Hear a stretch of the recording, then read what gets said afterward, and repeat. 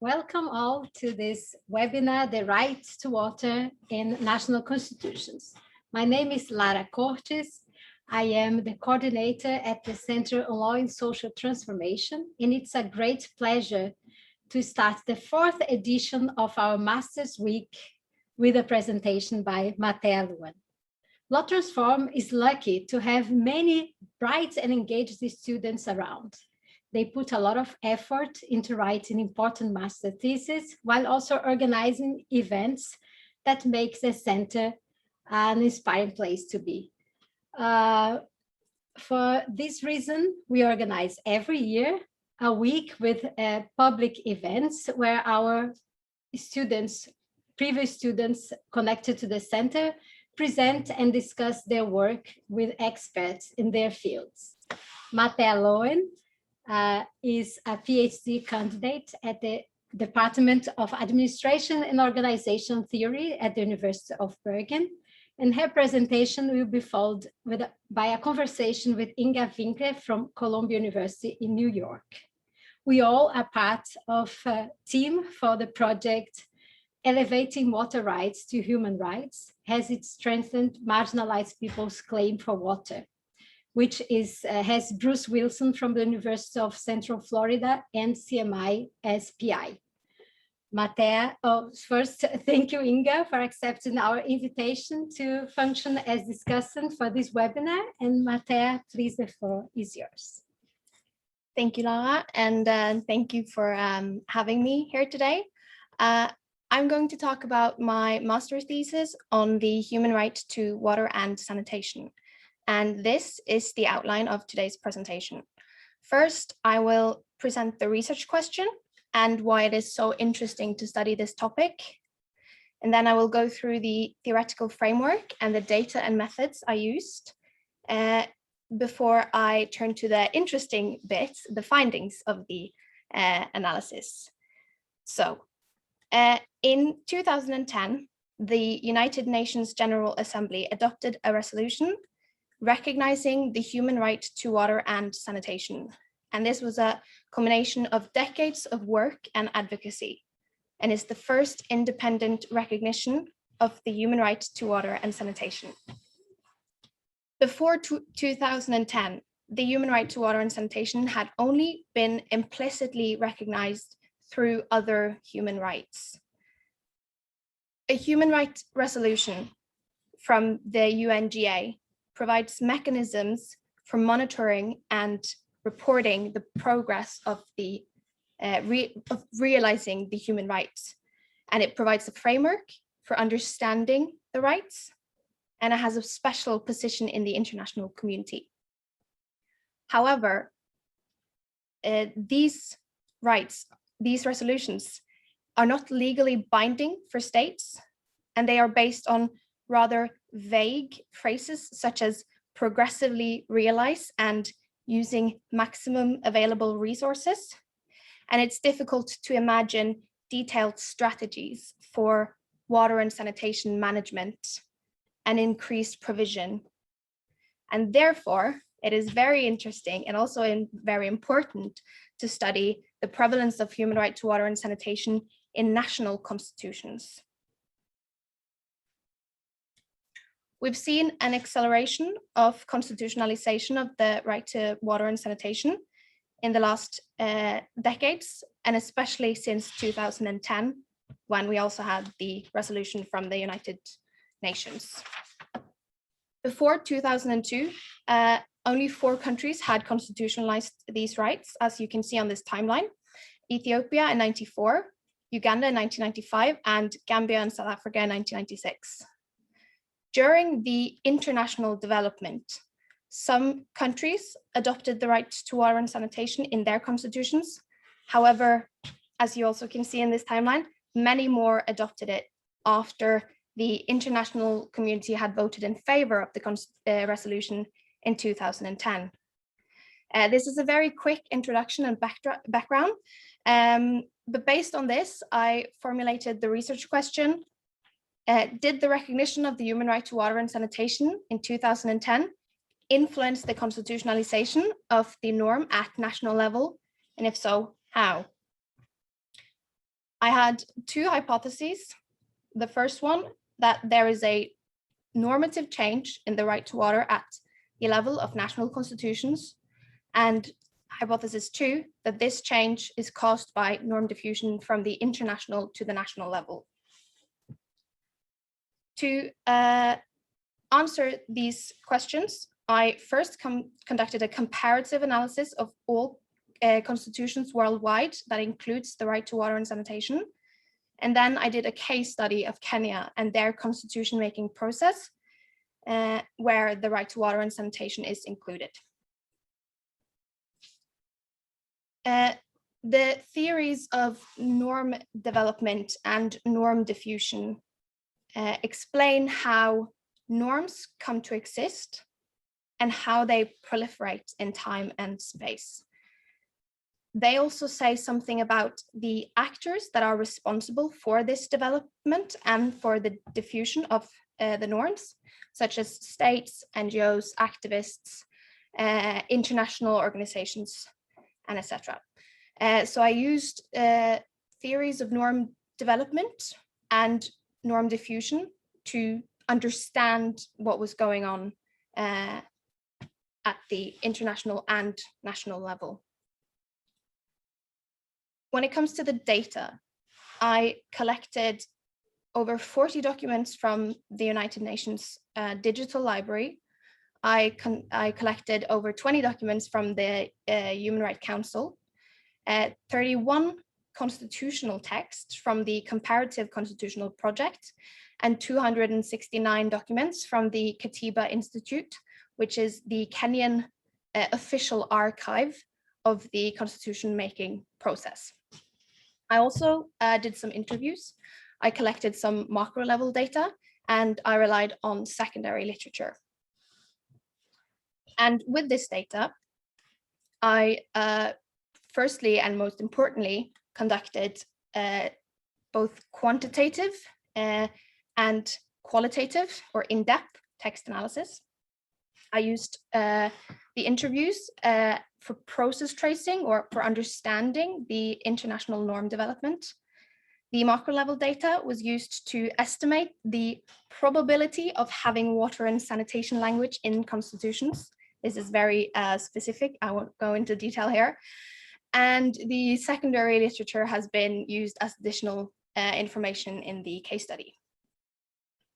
So when it comes to the findings, I will first go through what I found when I studied all the constitutions, and then I will go into detail on the case study.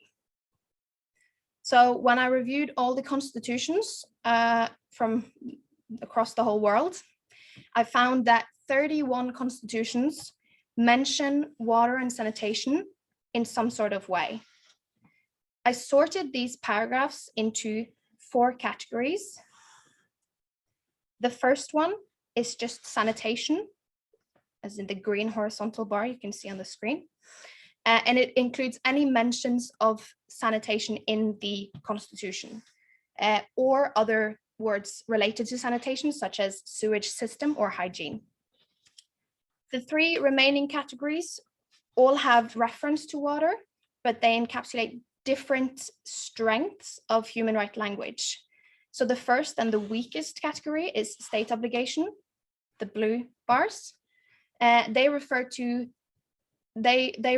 any mentions of states' responsibility to secure access and protect water rights for citizens. The rights category, the yellow bars, include references to water as components of other rights, such as health, life, and adequate standard of living.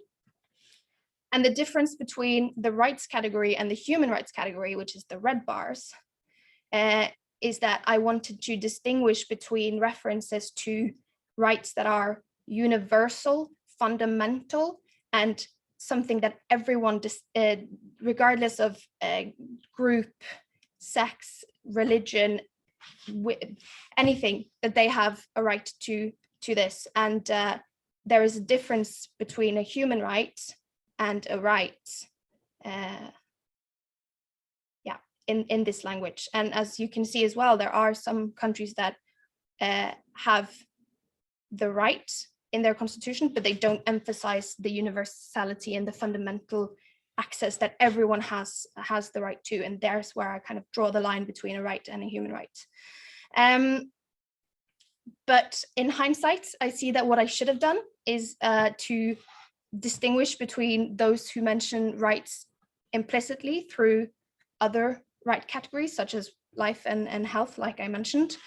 That would have been, I think, a more, that would have made it easier to get a different, more nuanced perspective on the development of the explicit human rights to water and sanitation.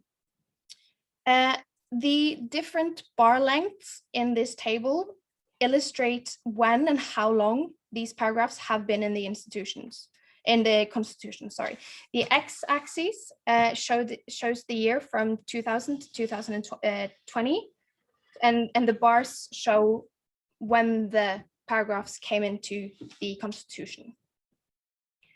I also split the countries into 3 groups based on this timing of constitutionalization to look at the temporal development of the normative content of these paragraphs. And here I've listed the adjectives that are used in the water and sanitation paragraphs. And as we can see, when time goes, more adjectives are included. In the later group, the 2010 and after, the adjectives also become more similar to or direct copies of the adjectives used in the international documents. And then I did a quantitative analysis looking at the similarity between national constitutional paragraphs and international documents.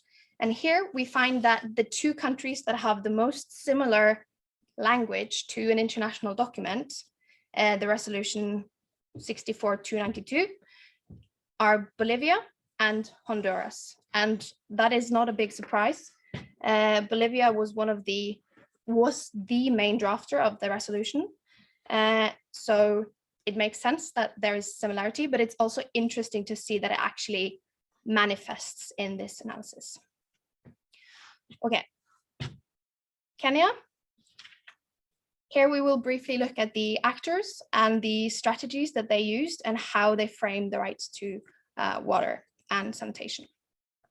So Kenya adopted a new constitution in 2010 with the right to water and sanitation after a decade of trying to write and come to an agreement on a constitution that they would adopt. The documents that I analyzed gave me interesting insights into the process and which actors that fought for the right to water and sanitation in the constitution. And I've categorized these documents into actors and the venues and platforms they used when they advocated and how water and sanitation rights were framed. So naturally, state actors are the most frequent participants in this process. And secondly, it's the people. And Kenya is a society or a country with very rich civil society and high participation, and that explains some of this, I think. The legal and other professionals that have been a part of this process are, for example, external experts that have been invited to talk in public hearings and meetings, such as the South African human rights activist Jeff Budlander, who shared the South African experience of constitutionalizing socioeconomic rights, and the Human Rights Council Special Rapporteur on the right to housing. And they both had positive attitudes towards including socioeconomic rights, and they referred to international rights, human rights obligations, and the importance of incorporating these into the national constitution. But the most important and the most frequent actor bringing up and talking about the right to water and sanitation in the constitution making process in Kenya are the people.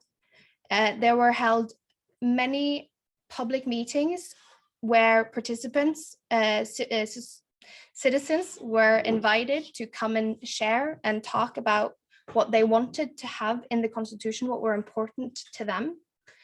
And I found that the citizens were very concerned with socioeconomic rights, with protecting groups in society, minorities, those with low income, those with lower access to services and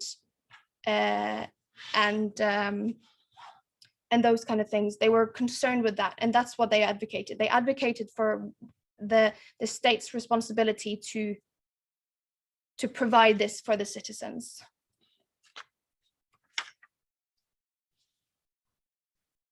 And then when it comes to the state actors, there's obviously a lot of different actors representing the state, including politicians, parliamentarians, the government with the president and the Constitution Review Committee. And the government and the parliamentarians who represent the governing party under President Moi, they opposed the inclusion of water and sanitation rights, and they even took it out. They removed it from a draft constitution when they were reviewing it in 2005. The Constitutional Committee, on the other hand, were the people who put the paragraphs in the constitution in the first place, and they also put it back in when after the government had taken it out. So you see that there is dynamics and differences and disagreements on what to on whether or not this should be a part of the constitution. But in the end, the people won, and the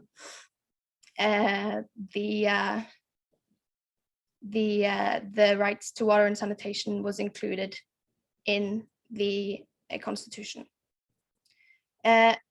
Another actor that I unfortunately wasn't able to look into that much is external actors.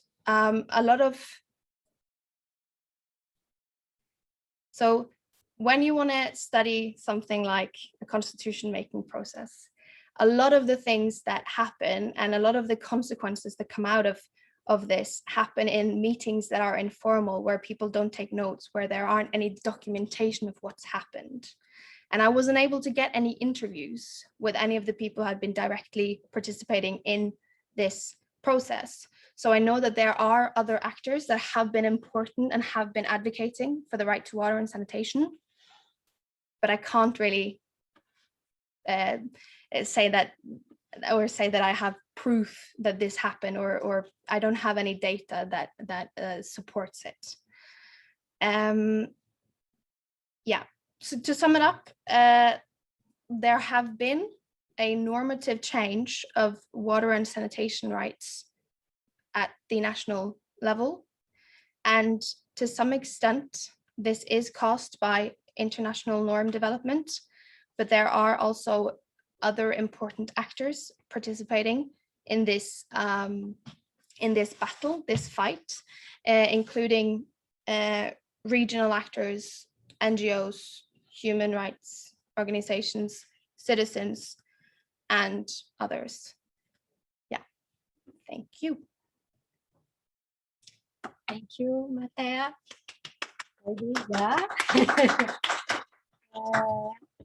So it's easy for you to know why we are so proud of our students here at the center.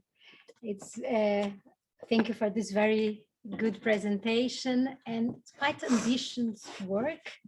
And here in Norway, at least at the University of Bergen, when they hand in master thesis, there is no defense. There is not a ceremony where you discuss your work. So it might be that you just hand in and that's it. And we thought, no, this should be presented. This should be made available, this knowledge to the public. And before we start discussing the content, I'd like to ask Mathea, because Mathea has been part of the project team, as I mentioned, a bigger project. So we have followed her work from the start. And I'd like her to share with us, as I hope all the master students are watching this webinar, what were the main challenges and what kind of things you're not expecting that would happen, or just share with us the process. Yes. Okay. So writing this thesis was much harder than I thought it was going to be. And it was more time consuming. It was tougher than I thought. I think main challenge that I had was, like I briefly mentioned in my presentation, that there is not a lot of data, and contacting people that live on the other side of the globe to get an interview isn't very easy when you're just a little master student from Norway. So I think that the data was kind of the main problem that I stumbled upon, in addition to obviously the normal kind of challenges that you have when you're all alone and you work by yourself, and you don't have anyone that tells you what to do and gives you very specific tasks. Yeah. So you're more like independent doing your work, but you're mentioning when you're talking about it, how was it? What did you do when you faced all these challenges that what is like smart to do? Well, my supervisor, Siri, she always told me to breathe. So I've been breathing a lot during this year when I wrote this. No, I think the most important thing was actually reaching out and asking for help. And it wasn't necessarily that I wanted someone to do a big favor for me, but just, say, this is going all right, so you can do this. Or yeah, just this small kind of conversations with people. And obviously that became a lot harder last spring when we were kind of going towards the end of the writing process, because we went into full lockdown and we had to work from home. But I had amazing co-workers or students that helped me through it. So having people around you and asking for help is very important.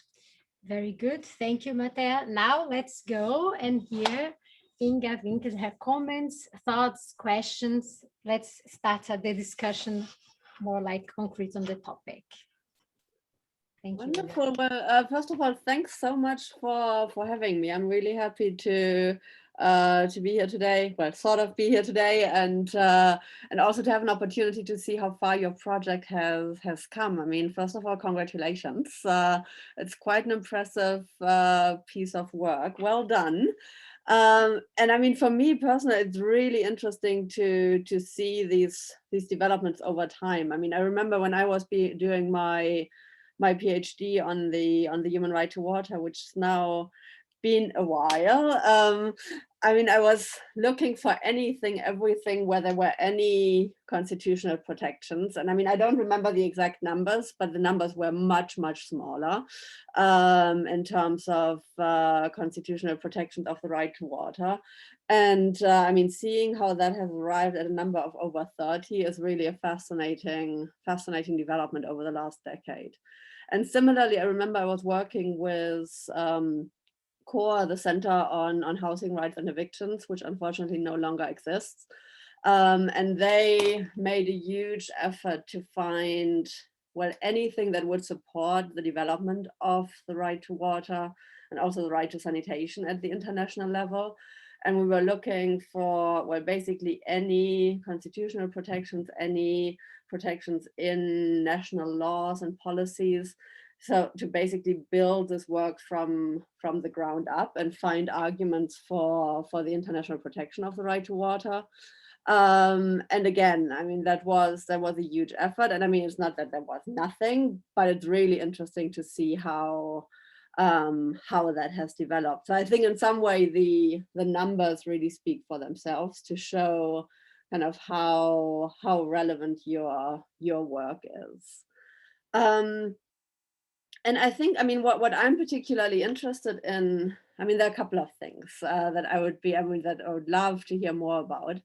I mean, one is really to what extent did you find that the right to sanitation is distinct in different constitutions? I mean, how do they usually protect the right to sanitation? Is it combined with the right to water? I mean, I know you elaborated in your thesis on Kenya and how it's more linked to the right to housing. But I think that would be really interesting to hear a bit more about kind of how do they protect the right to sanitation? Is it usually combined? Is it distinct? What are your findings on that? And then I would also, I mean, love to hear a bit more about how these concepts really travel. And I mean, what you could find. I mean, you showed the slide on language, but if you want to take the time to elaborate a bit more, kind of what different kinds of standards traveled over time and how they are reflected in constitutional provisions. I think that is something that would be really interesting for everyone to hear. Lara, how do you want to do this? I mean, should I stop now and let Mathea answer, or should I provide more comments? I think there's so much interesting material in here. I'm happy to keep going, but I would love to hear from you, Mathea. Yes, I think it's good that she has the opportunity to answer now and elaborate more, because one of the things where, like she was mentioning earlier, how can I summarize all my work in these 15 minutes? And exactly, they didn't give you much time, did they? Yes, so please, Mathea. Yeah. Well, okay, so I can start with sanitation, which is very interesting. As far as I remember, and I don't have the numbers in my head, most of the constitutional paragraphs that include, or most of the sanitation paragraphs are separate from water. But I think in a lot of the constitutions, they have a chapter on socioeconomic rights, for example, and they list a number of rights that they all say these are rights that our citizens should have. And then, you know, they have a list, and it includes the right to housing, the right to water, the right to sanitation. But they don't come in like a pair, as in they are, both are important and they rely upon each other, but they are also distinct. Which is interesting because the international resolution has it as one right. I think in Kenya, there are two different paragraphs or two different sections in the paragraph. One for water and one for sanitation. But I also saw that when they talk about water and sanitation rights, they do talk about them in a kind of the same context. We need water and sanitation. But sanitation, as you also mentioned, that I wrote in the thesis, also come up in relation to housing rights. So I think I didn't find a very strong pattern. It was very much arbitrary, depending on the country. And also, as you also saw in the table, not all, I think there are 7 or 8 countries that have sanitation. So when you only have such a small sample, it's also not that easy to say that much about. Yeah. And then the concepts that travel, I'm not 100% sure what you mean. So shall I guess, or do you want to just quickly specify what you mean?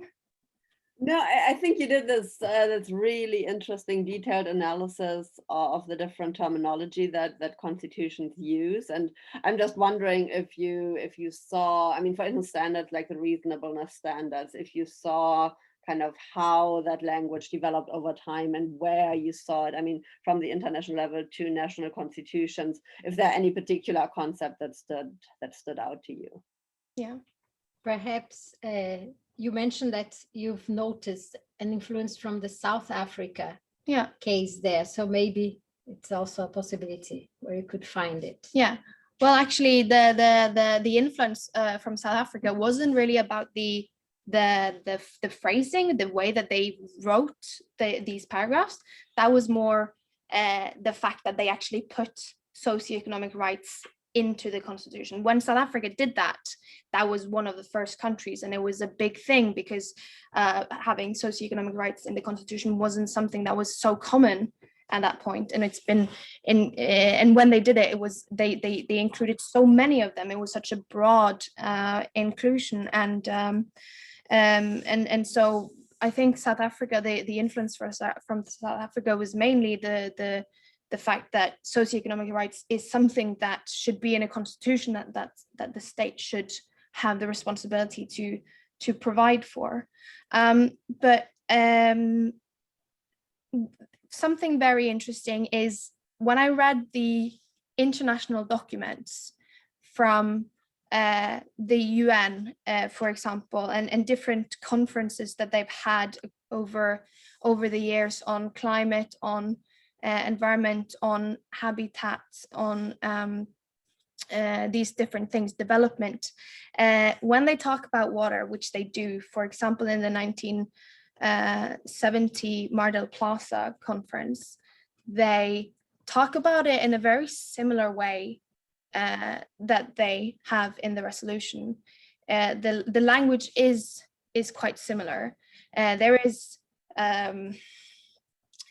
access to safe and clean drinking water, for example, and I saw that was kind of, those phrases kind of followed over time. That the language they used was kind of reoccurring in these documents over time.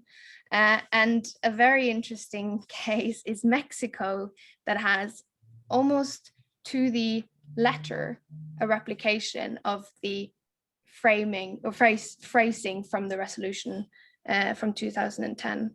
They have the exact adjectives, they've used exact the same words. Yeah.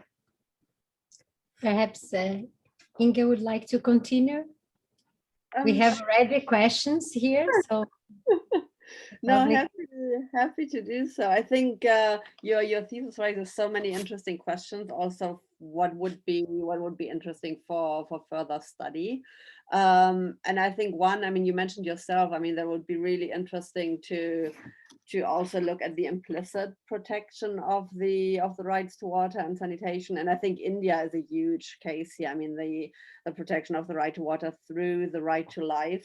And I think looking into how, I mean, either implicit and explicit recognition differs for the protection of human rights, looking at kind of how it basically results in the same protection for people. I think there's a lot where we really benefit from further study. I mean, not suggesting that you need to do this. I mean, you're done, but I think that would be really interesting. And I think another area to definitely explore more is also to look into, and I mean, you do that to some extent, but how these ideas travel upwards, and how I mean, I think it's pretty obvious in the Bolivian case how a Bolivian understanding of the right to water informed the GA resolution, how then when we look at the Human Rights Council resolutions afterwards, how they are slightly different in language, and then you say how kind of maybe an understanding of the right to water that's very common in Latin America, how that then influenced the Mexican constitution. And I think looking more into, well, how do also these ideas from the national level, like the South African case, maybe also the Kenyan case, how are those reflected at the international level, and to what extent have domestic provisions influenced our understanding at the international level, because it definitely seems to be going both ways, and maybe looking more into kind of how have domestic actors influence these processes at the international level, what kind of statements have they made, how do they draw on their own national protections when negotiating at the international level. I think that would also be a really fruitful way of exploring this. And I think there are really interesting parallels to what we currently see in the discussion on the right to a healthy environment at the international level, where there are so many protections at the national level, but we don't quite, I mean, we've made huge progress, but we're not quite there yet that we actually have the right recognized at an international level. But there is this really strong basis in constitutions around the world. So I think this idea of concepts traveling upwards and how norms influence each other is really interesting to explore. And I think related to that, my final point, and you alluded to that, I think it's really studying the work of social movements that contributed to these processes.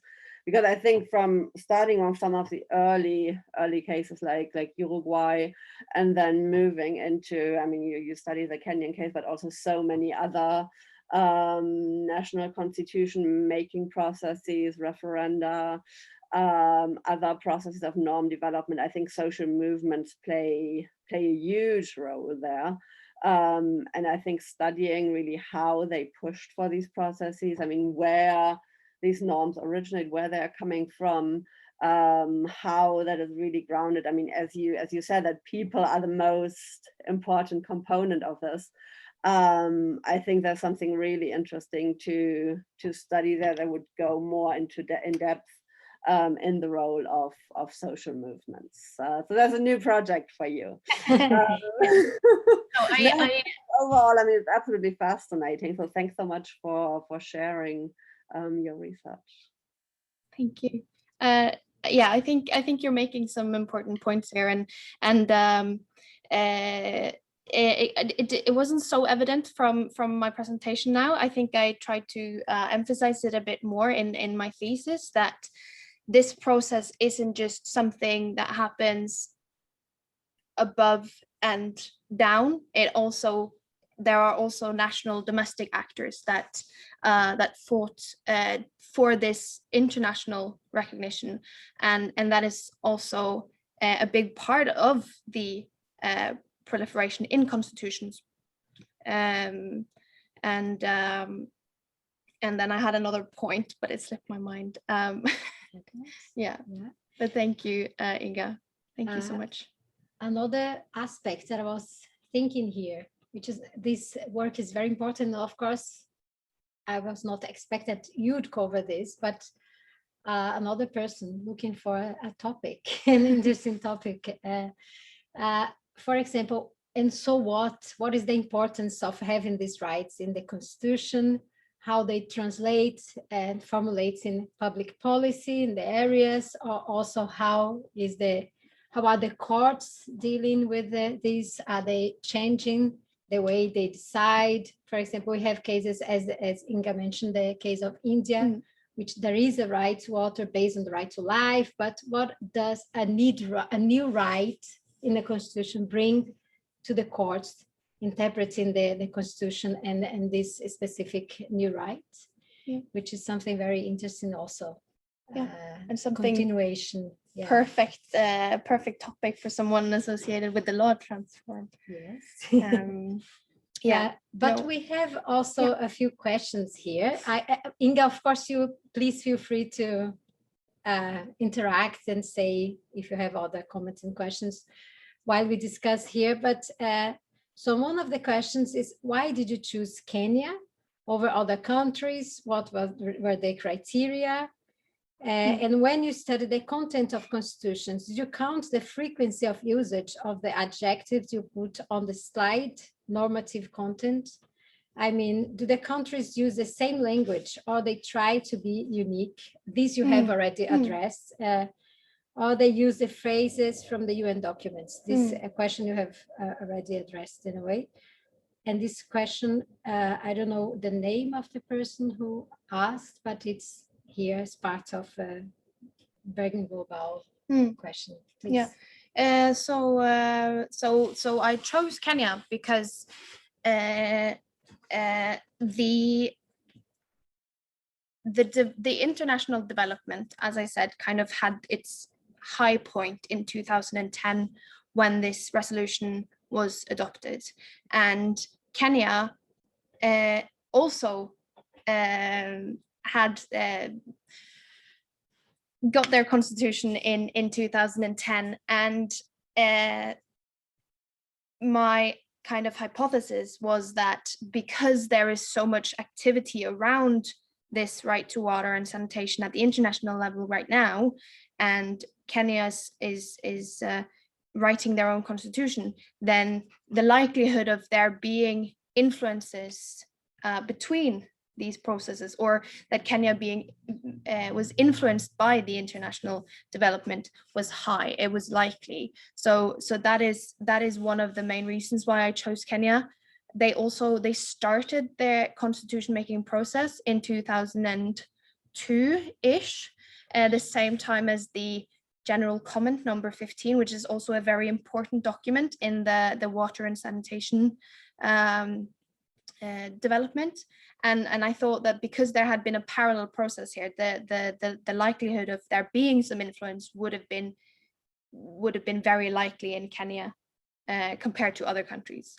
And so these paragraphs in the constitutions are normally very short. They're maybe a sentence, and there's only space for one adjective or two.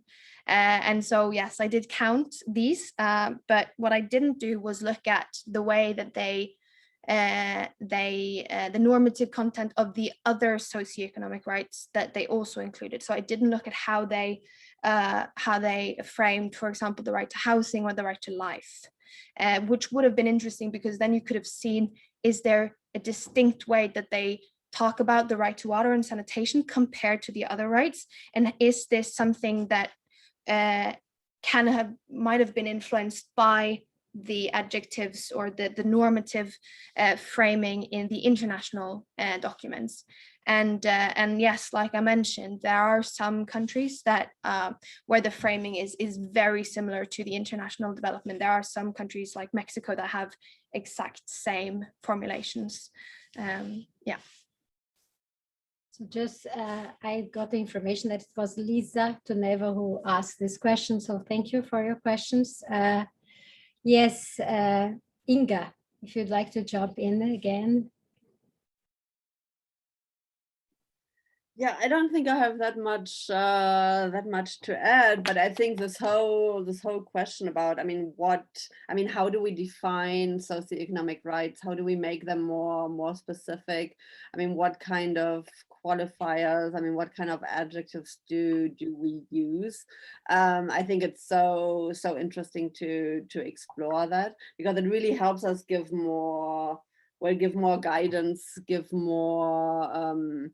Make them more concrete in a way. And I think the other aspect that's really interesting and that you also touched upon is kind of how are these rights framed, and to what extent do they impose obligations on states? And I think that's also, a really interesting concept to explore. And I think there we see kind of some of those ideas, like the standard of reasonableness that has become so much more common, in socioeconomic rights provisions more generally. And I think looking at how those ideas how those norms have diffused, where we see them in the South African Constitution very early on, then the optional protocol to the International Covenant on Economic, Social and Cultural Rights, and how these standards have really become much more important over the years. So I think, yeah, looking into how these different terms and concepts are used and how they spread and how different countries influence each other. I think it's really a very worthwhile endeavor to be studying that. I would like to ask you if you've seen something in relation to the right to water and food, because at least in Brazil, now we are just going through other aspects that I'm not sure whether you found, but just feel free to mention. So in Brazil, we have identified several attempts to include the right to water in the Constitution. Most of the attempts, the right to water without really saying the content of this right. It would be a justiciable right because we have a series of social and economic rights which are justiciable. But I understand that at least in Brazil, there has been a movement very connected to the right to food that was understood as part of the right to food, the right to water. And other more independent or connected to the right to sanitation. I'd like to see if you've seen something related to this in your... Well, I think the only case that I saw that where food is mentioned is actually South Africa. In their constitution, they have one paragraph or one article where the right to water and food is one thing, but that is the only other constitution that I saw that had food as well. But with that being said, there are other kind of contexts as well. There are some that frame the right to water as an environmental thing, that, you know, clean water is something that in order to have clean water, we need to have a good environment with less pollution and these things. So there are some countries that frame them in different ways as well.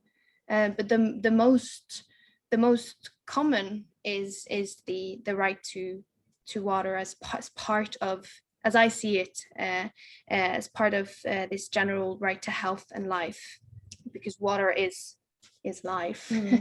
We also know that the right to water has also been used to oppose privatization, right? And for example, the case of Colombia, I haven't studied the case of Colombia, but talking to our colleagues who are working on Colombia, there has been attempts also to include the right to water, but in this trying to be more progressive, not only opposing privatization, but trying to establish a minimum of amount of water that each person should have. If I'm not wrong, this is how I understood.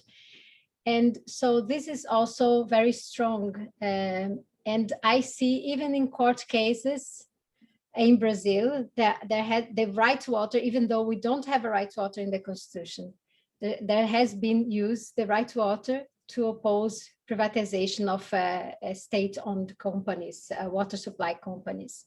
So have you, and I think I really liked the end of your presentation, how you present this as a fight, right? Because there is this, sometimes this idea that it's progressive and then we are having more and more rights, but not necessarily. You're mentioning that goes and included in the draft and then take out of the draft and put back.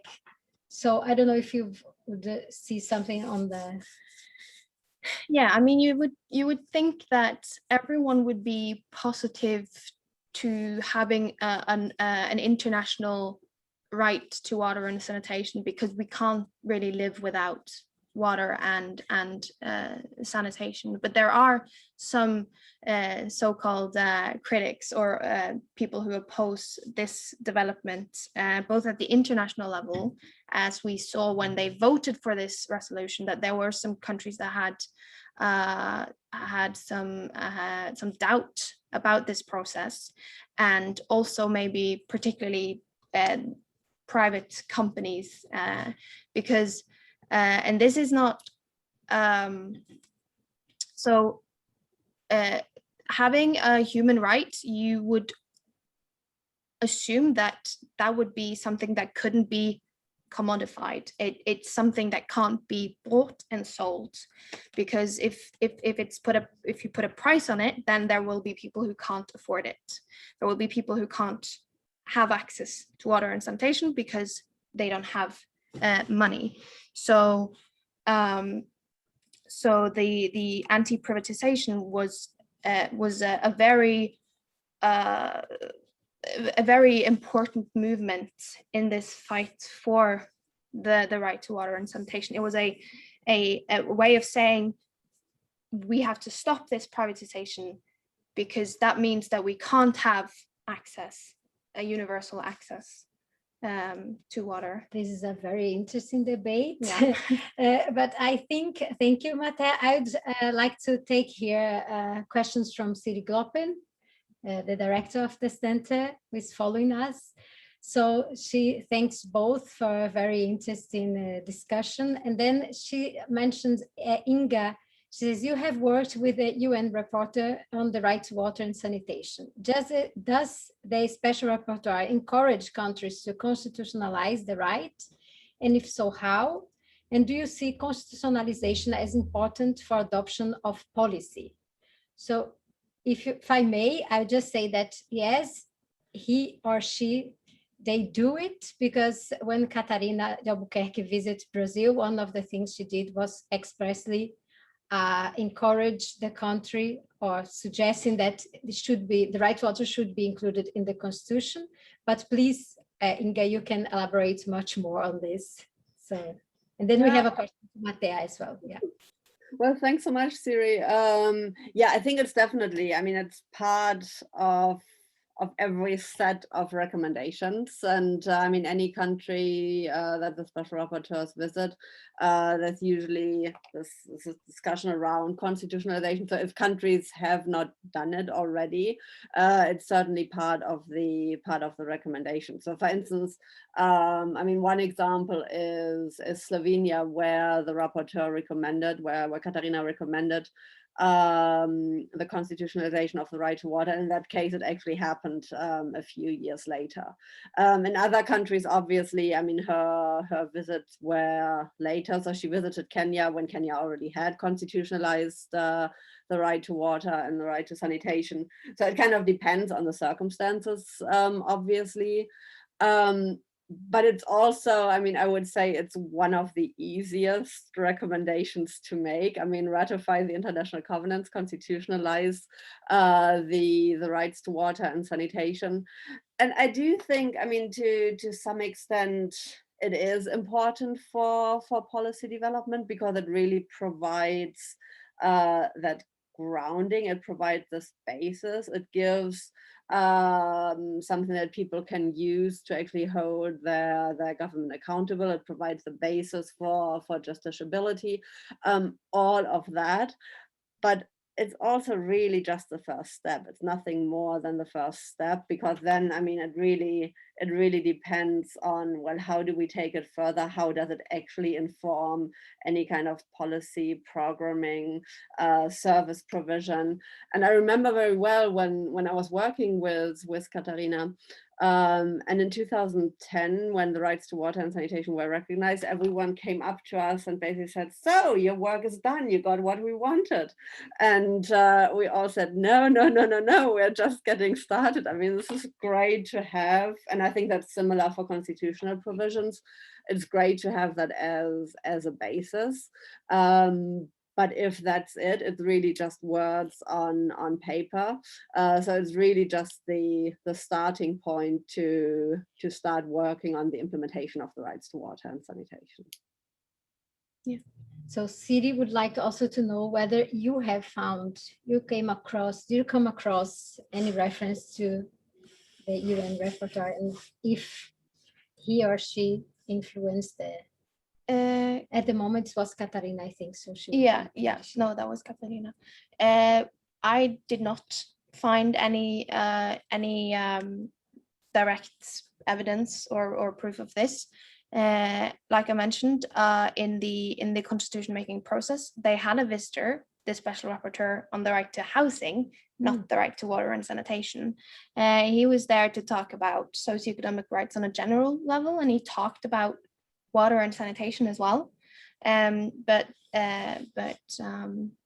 this was in 2002, and they didn't. The special rapporteur wasn't a mandate at that point, I think, if I'm correct. So no, but like Inga said, the special rapporteur has been visiting other countries after the mandate was established, and we have seen now we're working on Slovenia, like Inga mentioned, that did get a recommendation from the special rapporteur to constitutionalize the right to water and sanitation, and they did. And yeah, we see some evidence that they have the three different special rapporteurs have been working on national implementation in form of constitutionalization. Yeah. And I think it also might have to do with how difficult it is to assess this kind of influence, right? You're saying there are conversations, there are things happening that are not written. Yeah. And how can I grasp how much this might have influenced the process? This was very interesting. Yeah. We only have 4 minutes left. So if Inga has a last comment, or if the public, the audience have questions, please say now. Otherwise, I would ask Mathea just to close the presentation. You might say how you feel about your master thesis, and also give suggestions to other students on how to continue this work, or the experience of working as part of a bigger project. So Inga, would you like to? No, I mean, those last few minutes definitely go to Mathea. Thanks so much. That's all I want to say. Okay, well, thank you, Inga, and thank you, Lara, and thank you for sending in questions. This was a lot of fun, and a lot less scary than I thought it was going to be. When it comes to, for all of you out there who are writing your master thesis now, I think, like I said in the beginning, asking for help and relying on people around you is very important, and also believing in yourself and backing yourself, and don't just doubt yourself all the time. Sometimes give yourself a little pat on the back and say, I am actually doing quite well. Yeah, I think that's what's important. And obviously find a topic that's interesting and that you want to write on. That is also is 50% of the job, to be interested and to kind of want to learn more about the topic. Yeah. Very good. Yes, so it's been a pleasure to have you as part of the project team for the Elevating Water Rights to Human Rights. And thank you for the great presentation today. Thank you again, Inga, for commenting, being discussant for this webinar today. In 1 hour, you're going to have another great webinar where Anna Cortes will present her work on transgender people's rights, a discussion with Rachel Tchaikovsky and Malcolm Langford. And if you'd like to know more about this project on the right to water and our work in general, please check our website and follow the Center on Law and Social Transformation in social media. Thank you. Have a nice week.